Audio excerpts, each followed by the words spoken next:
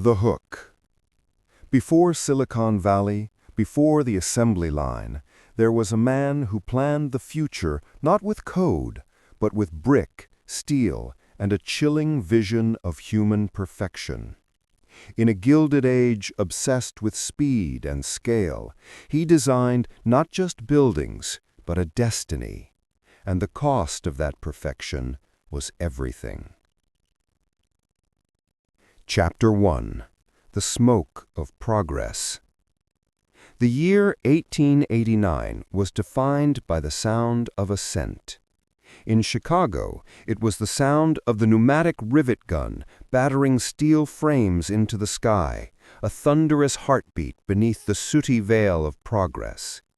A thick, wet snow had begun to fall, not the clean, silent kind, but a brown, granular sludge that hit the pavement of Dearborn Street and melted instantly into an oily sheen. It was on this street, under a sky choked with the smoke of 1,000 factory chimneys, that Elias Thorne stood, utterly still, a human pillar against the chaotic tide of the Gilded Age. Elias was 28, but his eyes carried the gravitas of a man who had seen the whole city burn and rise again, which, in Chicago, was a common autobiography. He was an architect, but not the kind who merely drew blueprints. He was the kind who dreamed in 3 dimensions, and whose waking hours were spent wrestling the recalcitrant realities of stone and finance into submission. He stood before the skeletal remains of the Metropolitan Savings Bank, a recent, devastating loss to fire, clutching a rolled set of architectural drawings like a talisman. His new proposal, tucked tightly beneath the ribbon, was not for a bank, but a monument, a towering revolutionary structure for the burgeoning New World Exposition, a proposed rival to the Paris World Fair, one that would make the Eiffel Tower look like a child's toy. "They won't build it, Thorne," a sharp, cynical voice sliced through the din. Abigail Wheeler, the city's foremost investigative journalist, emerged from the revolving door of the adjacent Tribune building. She wasn't carrying the usual notebook and pencil. She was carrying a camera, a heavy mahogany and brass contraption perched on a tripod, ready to document the city's sins and ambitions. Abigail was Elias's mirror in temperament, if not in profession. Where he sought order in geometry, she sought truth in chaos. She wore a severe, dark-skirt suit, her red hair pinned back with a journalistic severity, her gaze as unsparing as the Chicago winter wind. "Good afternoon, Miss Wheeler," Elias said, his voice quiet, betraying none of the furious ambition churning inside him. "And how can you be so certain?" "Because it's too perfect," she retorted, gesturing with a gloved hand toward the soot-stained skyline. "This city loves its ugliness. We love the chaos, the clutter, the sheer barbaric force of building fast. Your designs, Elias, they have soul, they have space, they have light. And this city doesn't want soul, space, or light. It wants 10 stories of rentable offices yesterday." She was right. Elias's current obsession was the Citadel, a proposed 16-story, multi-use behemoth built entirely of steel cage and reinforced terracotta. Not merely a skyscraper, but a completely self-contained urban ecosystem. It would include its own power plant, filtered air shafts, a fully integrated transit system of automated elevators, and even, shockingly, its own indoor agricultural space on the highest level. A perfect city within the polluted city. His biggest backer, the notoriously ruthless financier Augustus Vane, had summoned Elias for a meeting. Elias knew this was his last chance. If Vane, who possessed a fortune built on railroads and exploiting labor, didn't sign off on the Citadel, the entire revolutionary design would be shelved, just another beautiful dream drowned in the muck of Lake Michigan. Vane is a pragmatist, not an aesthete, Elias countered, adjusting the drawings. The Citadel is the most cost-effective square-foot-per-dollar structure ever conceived. It is designed for maximum efficiency. Vane understands efficiency. Abigail gave him a look of deep professional skepticism. Vane understands only one thing, Elias, the difference between $100,000 and $200,000. He doesn't build for the future, he builds for the quarter. And I hear he has his eye on someone else, a German immigrant architect who is offering a design that is quicker, taller, and cheaper. Elias felt a cold dread settle in his stomach. The German, Herr Dr. Ernst Schmidt, was a master of brute force construction, focusing on height above all else. His designs were simple, fast, and horrifically functional. If Vane builds Schmidt's design, Elias said, the edge finally entering his voice, then he won't just be building a tower. He'll be building a concrete grave for every new idea this city stands for. It will be a monument to mere size, not vision. Abigail watched him, a flicker of genuine concern replacing her usual journalistic armor.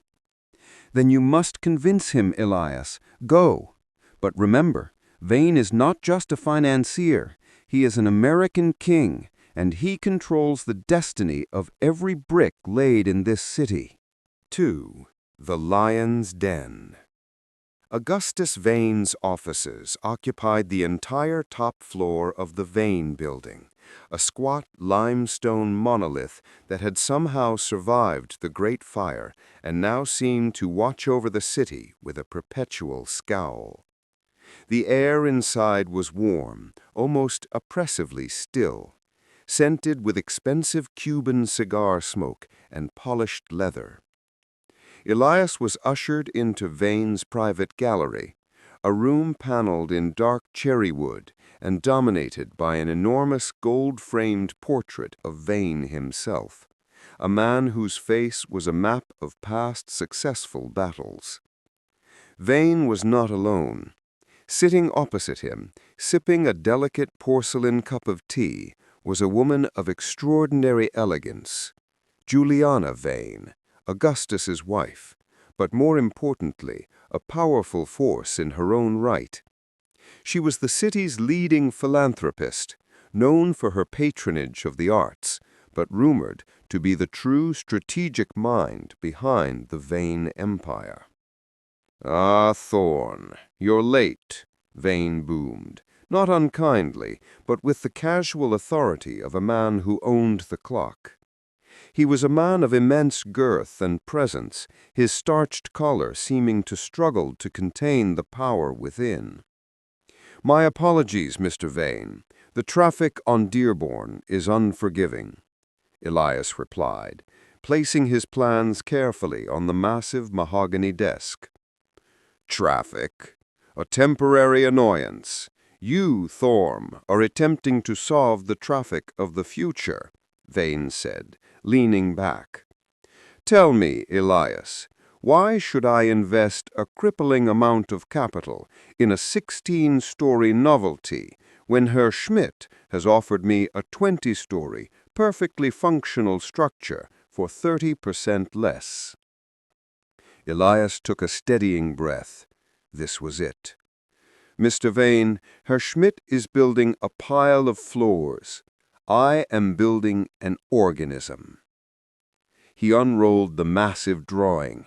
It wasn't a standard blueprint, but a soaring cross-section perspective view rendered in meticulous ink and watercolor. "The Citadel," Elias began, his voice gaining momentum, "is a response to the great American crisis of the century, the collapse of the public health and public space. Our cities are becoming pestilential, inefficient, and demoralizing. People are losing connection to the natural world. They are spending 2 hours a day simply getting to work. The new American worker needs efficiency, light, and inspiration." He pointed to various sections. The upper levels, the agricultural sun deck. We filter the air, use automated hydroponics, and grow food for every resident within the building. Total self-sustainability for produce. This cuts costs, controls the supply chain, and offers a beautiful open green space for the residents. The first true park in the sky. The core. The automated multi-car elevator system. Not just 1 or 2 lifts, sir, but 6 interlocking lines running on a programmed schedule, ensuring a wait time of no more than 30 seconds, regardless of the hour. We solve the great bottleneck of the skyscraper. The skeleton. This is the most critical element. Reinforced, fireproofed terracotta cladding over a complete steel cage. The walls are mere screens. The structure is a machine for living. It is built not to last 50 years, but 500 years. He looked directly at Vane. Herr Schmidt is giving you quick profit. I am giving you a dynastic legacy. I am giving you the future of American urban life. If you build this, sir, every other city, New York, Boston, Philadelphia, will be forced to follow your example. You will not be a financier, Mr. Vane. You will be the architect of the American century. A silence descended. Vane merely stroked his chin, his expression unreadable. Then Juliana Vane placed her teacup down with a soft, decisive clink. "The park in the sky," she said, her voice smooth and compelling. "It sounds civilizing, a respite from the soot." Vane looked at his wife, a faint smile playing on his lips. "My dear, the masses do not pay rent for respite. They pay rent for a desk and a roof." He then fixed his gaze back on Elias, his eyes suddenly hard and piercing. "Thorne, I agree with your vision of efficiency. I agree with your ambition. I do not, however, agree with your cost. So I will give you a proposition. The German has asked for 6 months and a set budget.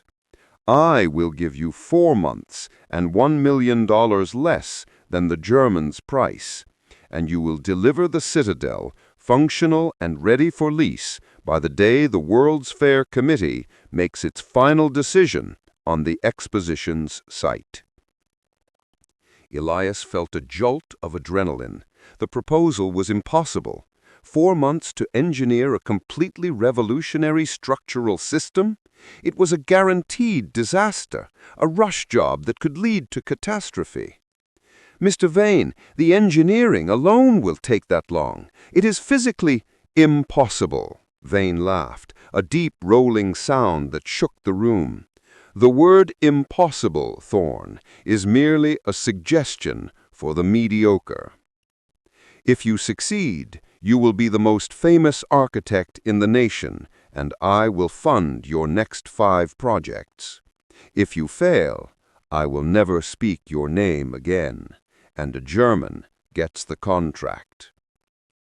Juliana Vane met Elias's eye, and in her deep, knowing gaze he saw a hidden plea. "Take it." Elias Thorne swallowed the lump in his throat.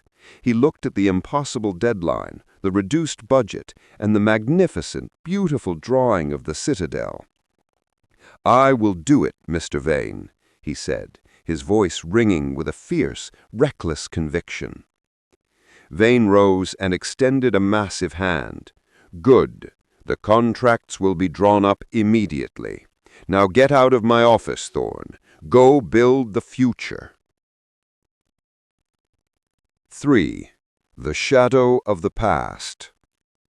2 weeks later, the ground broke on the site of the Citadel, a vast, muddy plot bordering the gritty, less developed south side of the city. Elias was in his element, orchestrating steel, brick, and labor with the intensity of a symphony conductor. He was an American dreamer pushing against the boundaries of reality. But not everything was about the future. One night, working late in his small, cluttered office near the site, Elias stumbled upon something in the city's archives he had missed in his initial research into the plot of land. The Citadel was being built on the exact unmarked location of a significant but mostly forgotten tragedy, the great immigrant tent city collapse of 1874. The archive file was sparse, only a few official memos, but Abigail Wheeler had attached a handful of her own highly detailed journalistic notes tucked away in the back. Notes about dozens of impoverished immigrant families, primarily Irish and Italian, who had died when a poorly constructed temporary housing structure collapsed under a sudden freak summer storm. The property owner at the time had been cited for gross negligence, but the case had been mysteriously dismissed, the records sealed, and the owner allowed to sell the land for a massive profit. Elias stared at the name of the property owner from 1874, written in faded official script. Augustus Vane. A chill that had nothing to do with the winter air traveled down Elias's spine. Vane was not only an opportunist, he was a man with a dark history who literally built his fortune over the bones of the less fortunate. Elias picked up his Citadel blueprint, the vision of the perfect, efficient, civilized future, and looked at the map of the past. His utopian dream was rooted in a foundation of death and corruption. He suddenly understood Juliana Vane's expression, her silent plea. The Citadel was not just a building, it was an act of atonement, a desperate measure to wash the site clean. If Elias built the Citadel, he would be giving Vane his legacy. But if he failed, not only would he be ruined, but Vane would build the Germans' cheap concrete monster on a cursed ground, sealing the site's dark secret forever. Elias Thorne was now bound to Vane by steel, by contract,